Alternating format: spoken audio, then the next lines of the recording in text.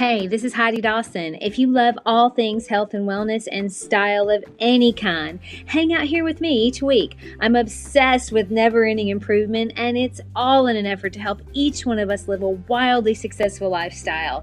Subscribe today so you don't miss a thing.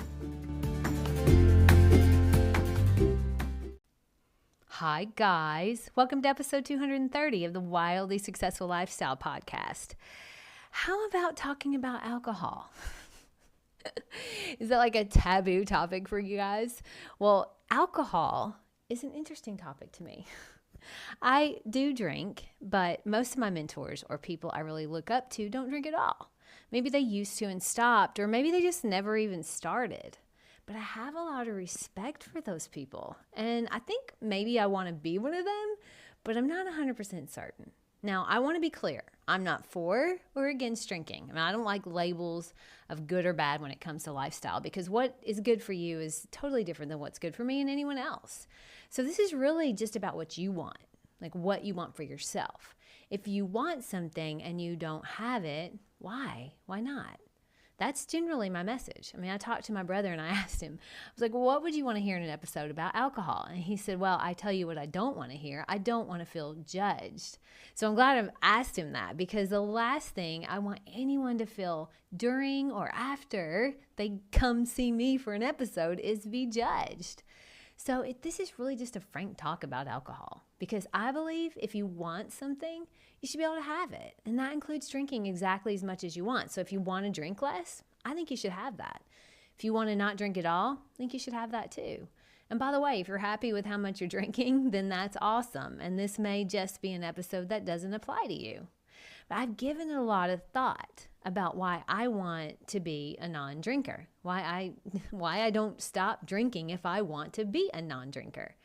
And I posed that question to my baby sister of why she thinks I drink, even though I would like to be someone who doesn't. And now I take exception to special occasions and on vacation, of course, but she nailed it. She said, because everyone around you drinks. Now, being completely transparent, I love my friends and my family, and it scares me a little bit to be the only one that doesn't drink in my group. I mean, it seems like a weak excuse because I'm kind of blaming others in a way, which is that me trying to take the heat off myself, maybe.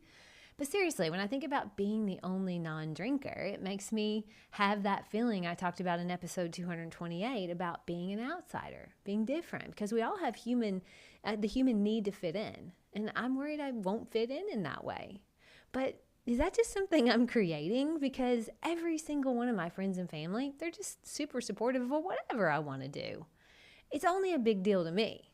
Now, yes, sometimes it does make them feel better when I drink. I know that because my precious sister-in-law said it to me one night. We were out to dinner and I ordered a drink, and she was kind of glad I ordered it. And I asked her why. I mean, really just out of curiosity. So I asked her, am I more fun when I've had something to drink? And she said, no, you're always fun. I think it's just when you drink, it makes us feel more comfortable that we're drinking. Now, I love her for her honesty and her vulnerability there. She's awesome like that. So it boils down to this for me. I love people, and I really love the people I spend the most time with. And if they feel better when I drink, and I get a little buzz from a drink, which makes me feel better, of course that explains why it could be hard to stop. But at what cost? I mean, I want to be the best version of me that I can be every day. But I also want to be balanced.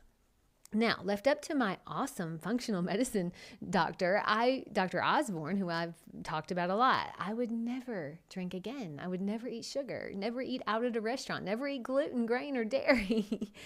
I'm laughing, but he's serious.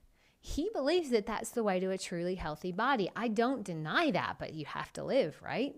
Studies do show that drinking is bad for you. But studies also show that people that drink red wine are healthier. So what do you believe?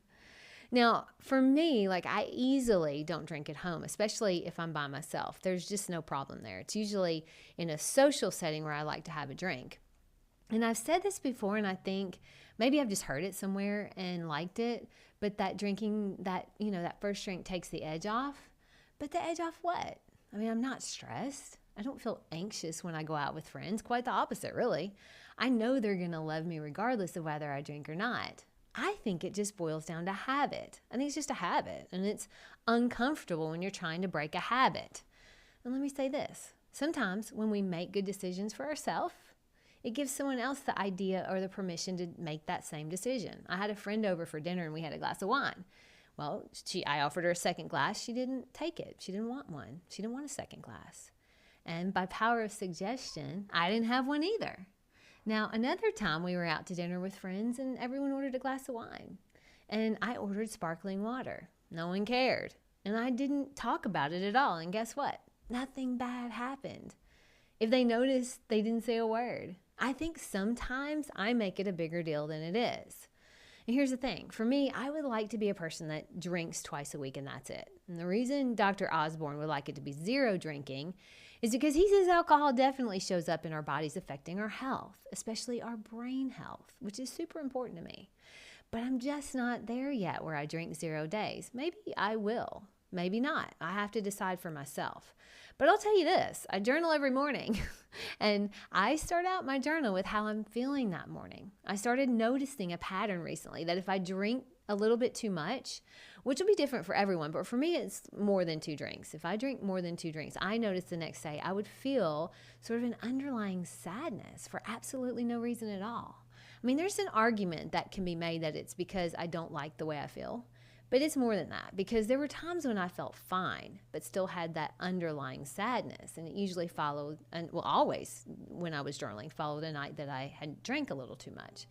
Now, at first I thought maybe I didn't like weekends or Sundays altogether, which is weird, a weird thing not to like. But that's generally when it would happen.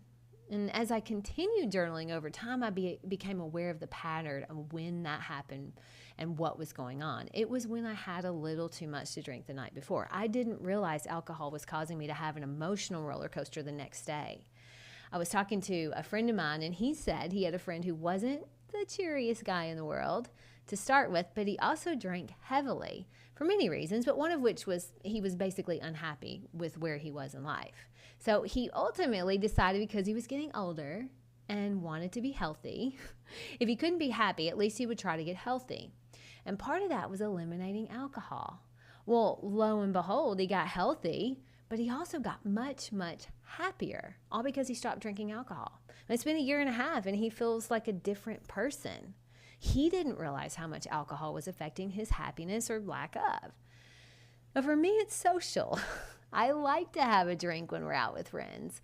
Like the other night, we were out with friends and I had a couple drinks, which I don't think there's anything wrong with. But it ended up lowering my capacity to say no. And so I ate dessert, ate french fries, all kind of foods I don't eat on a regular basis because it makes me feel bad. And then when we got home, I continued the bad decisions by being on my phone and looking at all the bad things going on in the world. So for me, ultimately, my life is a lot better when I don't drink than when I do. Now, fortunately, I limit it usually to twice a week, which is my ultimate goal. I mean, that doesn't always happen perfectly, though. So if we're trying to be the best version of ourselves every single day, does that include alcohol? Is alcohol making me better or is it making me worse? I know when I don't drink, my skin glows and my energy and my mental clarity is through the roof. But I also know that when I'm out socially, for now, I still want to have a drink, and I don't have a problem with that for myself. But limiting it to twice a week feels like a big step in the right direction. Now, someone asked me one time why I drink at all if I feel so much better when I don't. And I wanted to say, well, all of my friends drink, and it would be weird if I didn't. But that kind of places the blame on other people, and it takes the control of my drinking completely out of my hands. Now, I like where I am with it because I've definitely cut back from the height of COVID, where I think a lot of us picked up a few habits or maybe dropped a few habits. But I've been reading a lot about what alcohol does for my body and my brain. And for that reason alone, I may at some point not drink at all, but I'm not there yet. So my personal protocol is to limit it to twice a week. Now, I usually go for an alcohol that's grain-free, so either tequila or gin or wine. I haven't been perfect for the past 2 weeks, and I so want badly right now to justify to you guys why and help you understand that it's just because we've had a lot of social events, and it's so fun to be back together after the weirdness of COVID. when really I just got lazy with my protocol and didn't plan it out. I also think I left the option open to drink more than twice a week, but committing 100% is the biggest part when you want to do something. And up until this episode, I don't think I've really done that. And that's probably why we're having it. Because I generally talk about things I'm dealing with or working on and how to be better myself. And maybe you get some inspiration for your life at the same time. Now, when our goal is to be the best we can be and live our version of a wildly successful lifestyle, what does that mean for you? That's the important thing. You may not drink alcohol at all, and in that case, you probably wouldn't have continued listening, unless you're hoping to help someone else, or maybe you just enjoy listening, and if that's the case, you've made my day. But the question really is, what does your version of a wildly successful lifestyle look like? How much alcohol is involved in that? Now, you innately know the answer. No one else does, but you do. For me right now, 2 days a week works for me. Any more than that, and I feel bad because I have lots of goals, and I have to be in a certain mindset to do these episodes. And I found that alcohol does not help me there. So are there places in your life that would be better if you slowed down? If you really look at it honestly? You're the only one that knows. But you can do it. You just have to have a protocol, which is really just a fancy word for a plan of how much you want to drink. And then plan which days you'll drink and which days you won't. And commit 100%. And you're going to have the urge to drink at times when you said you won't. And if you let that urge just be there and acknowledge it without having to react to it, it'll fade. And eventually, you'll get really good at saying no. I'm still working on that. But this is a great area where you can learn to trust yourself and to have your own back. The old you may have given in to the urge, but the new you, with the new wildly successful lifestyle you've chosen, that new you says no and moves on without making it a big deal. Because it's not a big deal unless you make it one. We've got this. We can do it together. I love you guys. I'll talk to you in a few days. Don't forget to subscribe and share with your friends, because we're just going to keep going bigger and better places together, and I love that about us. Talk to you in a few days.